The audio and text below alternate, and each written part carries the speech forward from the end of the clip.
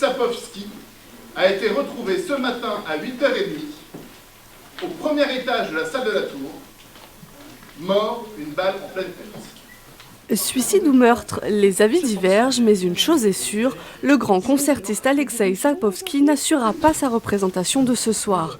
Il leur faut donc enquêter, 9 suspects sont identifiés. Et à ce moment-là, il a appris que la personne qui devait lui tourner les pages ne pouvait pas venir. Michael de Nièvre était la doublure du pianiste, il assurait les représentations avant et après les spectacles et les séances de dédicaces. Des liens très professionnels. Alors au début, ça se passait très bien entre nous, et puis petit à petit, on peut dire que ça s'est un petit peu dégradé. La situation s'est tendue entre nous. Une enquête de 2 heures pour identifier les 50 indices et des interrogatoires comme celui d'Olivia Bertin, ancienne pianiste et aujourd'hui critique musicale. Moi, ma certitude, c'est que c'est un suicide parce que je sais, j'ai écrit dans un article qu'il était malade. À l'organisation de cette murder party, la compagnie Tisseurs de Songes et l'association Tout ce qui lit, plusieurs semaines de création pour aboutir à ce Cluedo grandeur nature.